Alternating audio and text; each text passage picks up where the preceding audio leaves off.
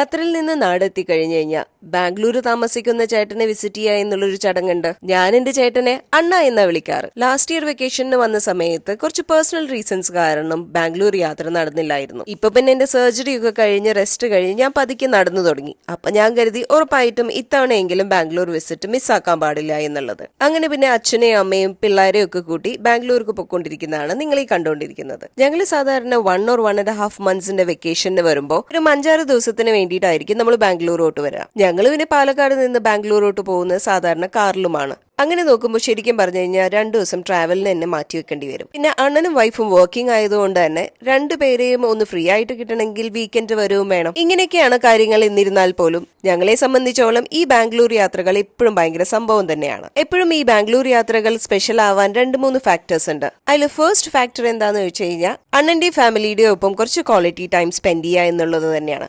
പിന്നെ second thing എന്ന് പറയുന്നത് നല്ല ഫുഡ് അടിക്കുക. പിന്നെ ഞങ്ങളെ എക്സൈറ്റ് ചെയ്യുന്നത് ഷോപ്പിംഗ് ആണ്. ഒരു സ്റ്റേക്ക് കഴിക്കാനുള്ള ആഗ്രഹത്തിനെ കുറിച്ച് അണ്ണനോട് പറഞ്ഞപ്പോൾ അണ്ണൻ പറഞ്ഞു ഉറപ്പായിട്ടും എന്നെ കൊണ്ടുപോകാന്നുള്ളത്. അങ്ങനെ 2 ദിവസത്തിന് ശേഷം ഞാൻ ചെന്നെത്തിയത് മില്ലേഴ്സ് 46 സ്റ്റേക്ക് ഹൗസിലോട്ടാണ്. ഇവരെ ആംബിയൻസിനെ കുറിച്ച് പറയുകയാണെങ്കിൽ വളരെ ഡിഫറെന്റ് ആൻഡ് വളരെ ബ്യൂട്ടിഫുൾ ആയിട്ടുള്ള ഒരു ആംബിയൻസ് തന്നെയായിരുന്നു. ഞങ്ങൾ ഓർഡർ ചെയ്ത കാര്യങ്ങൾ നിങ്ങളെ ഒന്ന് കാണിച്ചു തരാം. ആദ്യം തന്നെ അണ്ണൻ ഒരു ബ്രൗണിയാണ് ഓർഡർ ചെയ്തത്. സ്റ്റാർട്ടേഴ്സിനൊപ്പം തന്നെ ബ്രൗണി കഴിക്കണം എന്നുള്ളത് അണ്ണന്റെ ആഗ്രഹം. അപ്പൊ പിന്നെ അങ്ങനെ ആവട്ടെ എന്ന് കരുതി സ്റ്റാർട്ടേഴ്സ് ആയിട്ട് ഞങ്ങൾ ഓർഡർ ചെയ്തിട്ടുണ്ടായിരുന്നു ഒരു ബേക്കൻ സോസേജ് റോൾ ആയിരുന്നു. ഞാനും അണ്ണനും വൈഫും മാത്രമായിരുന്നു റെസ്റ്റോറന്റിലോട്ട് പോയിരുന്നത്. അതുകൊണ്ട് തന്നെ ഞങ്ങൾ 3 മെയിൻ ഡിഷ് പറഞ്ഞതിന് ശേഷം ഞങ്ങൾ എല്ലാവരും കൂടെ അത് ഷെയർ ചെയ്തെടുക്കുക ചെയ്തത്. ഫുഡിനെ കുറിച്ച് പറയുകയാണെങ്കിൽ നല്ല അടിപൊളി ഫുഡ് തന്നെ ആയിരുന്നു. ആ ഒരു ആംബിയൻസും സർവീസും ഫുഡും എല്ലാം എനിക്ക് വളരെയധികം ഇഷ്ടമായിട്ടുണ്ടായിരുന്നു. ഞങ്ങൾ മെല്ലെ കഥയൊക്കെ പറഞ്ഞ് ഞങ്ങളുടെ മാക്സിമം കഴിച്ചു തീർക്കാൻ ശ്രമിച്ചു.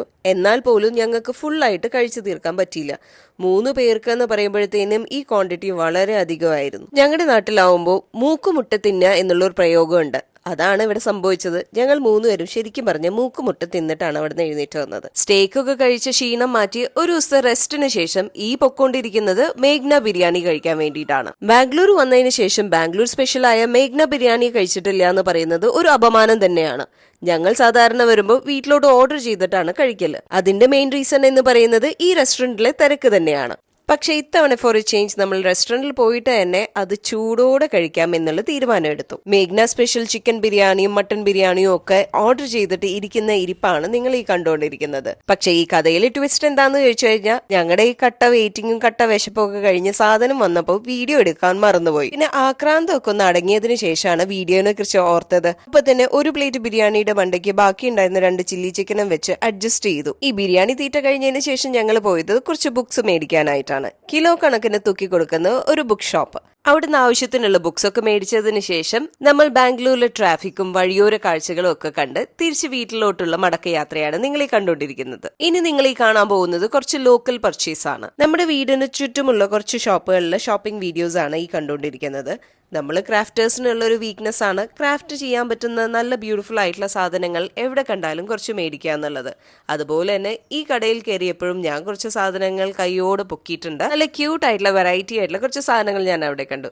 ഇൻസ്റ്റന്റ് നൂഡിൽ ഇറേസർ നിങ്ങൾ ആരെങ്കിലും കണ്ടിട്ടുണ്ടോ എന്നുള്ളത് എനിക്കറിയില്ല. ഞാനിത് ആദ്യമായിട്ടാണ് കണ്ടത്. പിന്നെ യൂണിക്കോണിന്റെ ഷാർപ്നർ. ഇത് കണ്ടപ്പോൾ പണ്ട് നമ്മൾ വീഡിയോ ചെയ്തിട്ടുള്ള എന്റെ കയ്യിലുള്ള ആ കൗ ഷാർപ്നറാണ് എനിക്ക് പെട്ടെന്ന് ഓർമ്മ വന്നത്. കുറച്ചധികം വെറൈറ്റിയുള്ള സാധനങ്ങൾ എനിക്കിവിടെ കാണാൻ പറ്റിയിട്ടോ.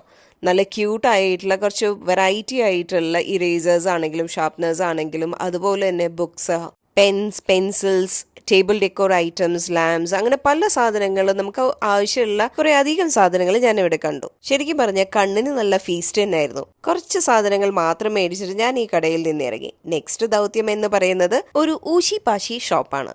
ഒരുപാട് വലുതല്ലാത്ത ഒരു ചെറിയ ഷോപ്പാണെങ്കിൽ പോലും അവിടെ നല്ല വെറൈറ്റിയും അതുപോലെ തന്നെ വളരെ ബ്യൂട്ടിഫുൾ ആയിട്ടുള്ള ഓർഗനൈസിങ് ആയിരുന്നു അവിടെ കാണാൻ പറ്റിയത് കേട്ടോ. ഈ വളയും മാലയും കമ്മലും ഒക്കെ ഇതുപോലെ ഇങ്ങനെ നിരന്ന് വെച്ചത് കണ്ടപ്പോൾ തന്നെ എനിക്കാണെങ്കിൽ ഇതിനെ ഒന്ന് വീഡിയോ എടുക്കണം എന്നുള്ള ആഗ്രഹം. അപ്പോഴാണ് ഈ 3 കുട്ടിപ്പട്ടാളങ്ങളുടെ ഇന്റർനാഷണൽ ഡിസ്കഷൻ, ഏത് കളറാ ബെസ്റ്റ് എന്നുള്ള ഡിസ്കഷൻ ആണ് അവിടെ നടന്നുകൊണ്ടിരിക്കുന്നത്.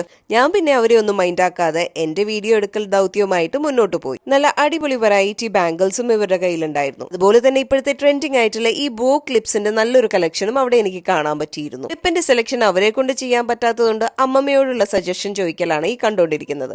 ഈ ഷോപ്പിലെ ഹൈലൈറ്റ് ആയിട്ട് എനിക്ക് തോന്നിയത് ഇയറിംഗ്സ് കളക്ഷൻ ആണ്. ഇപ്പോഴത്തെ ട്രെൻഡിങ് ആയിട്ടുള്ള കളക്ഷൻസ് ആണ് എനിക്ക് ഇവിടെ കാണാൻ പറ്റിയത് കേട്ടോ. വളരെ ബ്യൂട്ടിഫുൾ ആൻഡ് വളരെ എലിഗന്റ് ആയിട്ടുള്ള കളർഫുൾ കളക്ഷൻസ് തന്നെയായിരുന്നു ഇവിടെ ഉണ്ടായിരുന്നത്. അങ്ങനെ ഈ ഷോപ്പിൽ അത്യാവശ്യം വേണ്ടതൊക്കെ ഞാൻ മേടിച്ചതിന് ശേഷം എന്റെ ഷോപ്പിങ്ങിന് ഞാനൊരു ഫുൾ സ്റ്റോപ്പ് ഇട്ടു. ഞാൻ കുറച്ചധികം കടകൾ കയറി ഇറങ്ങിയെങ്കിൽ പോലും എല്ലാ കടകളിലെ വീഡിയോസും എനിക്ക് എടുക്കാനും അതുപോലെ തന്നെ ഇൻക്ലൂഡ് ചെയ്യാനും സാധിച്ചിട്ടില്ല. അങ്ങനെ എന്റെ ഷോപ്പിങ്ങും അതുപോലെ തന്നെ ഈറ്റിങ്ങും ഒക്കെ കഴിഞ്ഞപ്പോഴത്തേനും ഞങ്ങൾക്ക് മടങ്ങാനുള്ള സമയമായി. ശരിക്കും പറഞ്ഞു കഴിഞ്ഞാൽ ഒരാഴ്ച എങ്ങനെ പോയി എന്നുള്ളത് എനിക്ക് തന്നെ അറിയില്ല. അത്ര പെട്ടെന്നായിരുന്നു പോയത്. ഇപ്പോഴത്തെയും പോലെ ഇത്തവണത്തെ ബാംഗ്ലൂർ ട്രിപ്പും നല്ല അടിപൊളി ട്രിപ്പ് തന്നെയായിരുന്നു. ഞങ്ങൾ എല്ലാവരും നന്നായിട്ട് എൻജോയ് ചെയ്യുകയും ചെയ്തു. അടുത്ത കൊല്ലം വെക്കേഷന് വരുമ്പോൾ ഞങ്ങൾ വന്ന് കാണാമെന്ന് പറഞ്ഞിട്ട് ഞങ്ങൾ വളരെ മ്യൂച്വൽ അണ്ടർസ്റ്റാൻഡിങ്ങിലാണ് ബാംഗ്ലൂരിനോട് വിട പറഞ്ഞത്. നമ്മുടെ ഓരോ യാത്രകളും നമുക്ക് ഒത്തിരി അധികം മെമ്മറീസ് പ്രസന്റ് ചെയ്യാറുണ്ട്. അത് എസ്പെഷ്യലി നമ്മുടെ ലവ്ഡ് വൺസിന്റെ കൂടെ ആണെങ്കിൽ പറയുകയും വേണ്ട. നമ്മുടെ ഈ യാത്രയും എപ്പോഴത്തെയും പോലെ വളരെ ഷോർട്ട് ആൻഡ് സ്വീറ്റ് ആയിരുന്നു. ഷോർട്ട് ആവും തോറും അതിന്റെ സ്വീറ്റ്നെസ് കൂടുന്നു പറയുന്നത് ശരി തന്നെയാണ്. എന്റെ ടു ഡു ലിസ്റ്റിലെ കുറച്ച് കാര്യങ്ങൾ ബാക്കി വെച്ചിട്ടാണ് ഈ തിരികെയുള്ള യാത്ര. അത് തന്നെയാണ് അതിന്റെ രസവും. എന്റെ ഈ ബാംഗ്ലൂർ യാത്ര ഒരു വ്ളോഗ് ആക്കണമെന്ന് ഒരിക്കലും കരുതിയതല്ല. പക്ഷെ കുറച്ച് വീഡിയോസ് എടുത്തു വെച്ചപ്പോൾ വൈ നോട്ട് എന്നുള്ള ചിന്തയായിരുന്നു എന്റെ മനസ്സിൽ. എന്നെ കൊണ്ട് പറ്റാവുന്നതൊക്കെ ഞാൻ ഇതിൽ ഇൻക്ലൂഡ് ചെയ്തിട്ടുണ്ട്. നിങ്ങൾക്ക് ഈ വീഡിയോ ഇഷ്ടമായിട്ടുണ്ടെങ്കിൽ ലൈക്ക് ചെയ്യാനും കമന്റ് ചെയ്യാനും സബ്സ്ക്രൈബ് ചെയ്യാനും മറക്കണ്ട.